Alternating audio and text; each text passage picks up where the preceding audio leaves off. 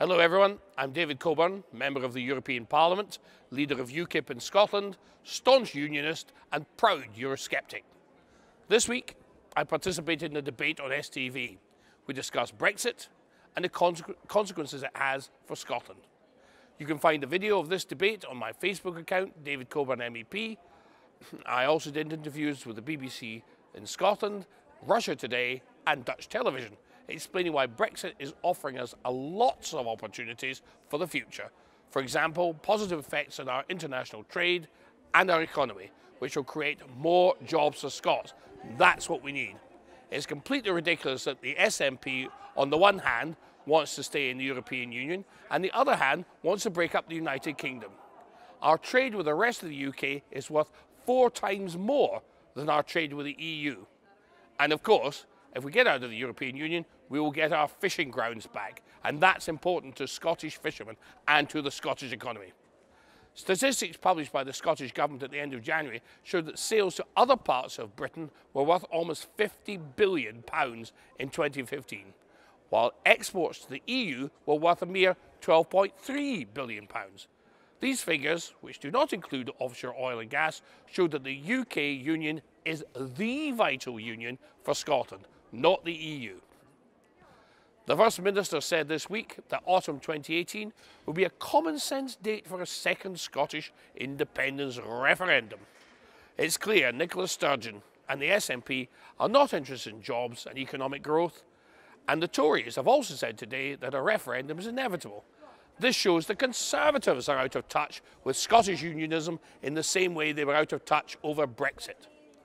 Only UKIP represents strong Scotland in a strong union with the rest of the United Kingdom and Britain out of the EU. The rest of them, they want the opposite. So if you want that, you have to vote for us. For the moment, I wait with bated breath, as do we all, for the Prime Minister Theresa May to trigger Article 50 later this month.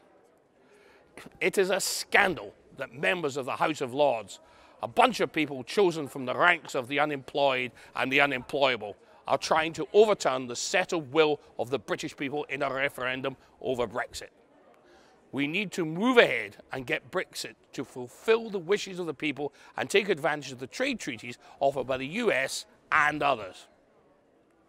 This week, here in the European Parliament, I noticed during the meeting of the Committee on Economic and Monetary Affairs, of which I'm a member, that the EU politicians feel they can continue to interfere with our tax policies and financial markets after Brexit.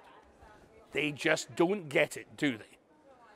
I have been firmly expressing the view on those committees that Brexit means Brexit, and the sclerotic, bureaucracy-choked European financial system will rapidly become unable to compete with the radical City of London, and we will soon see major problems with the euro, which may well in turn collapse. In the meantime, the government's in Westminster is raising taxes. Chancellor Philip Hammond, the Tory, says that national insurance is being increased for the self-employed. Mr. Hammond is breaking a 2015 Conservative manifesto pledge on tax rises. This new tax rise shows why a radical and libertarian party like UKIP is essential, now more than ever. The Conservatives are always talking about small government and lowering taxes, but in reality, they are doing the opposite. White van man, you know they are after you, so back UKIP. There you have it. Please subscribe to my YouTube channel, Facebook and Twitter pages. That way you'll be able to keep up with my weekly updates. Next week we'll be in Strasbourg for our monthly plenary sessions. They're loading up all the wagons, they're loading up all the trains, and the big train with all the bureaucrats that goes down to Strasbourg called the Gravy Train will be setting off. So see you next week for a new episode of Current Affairs with Coburn. Many thanks for watching and have a lovely weekend.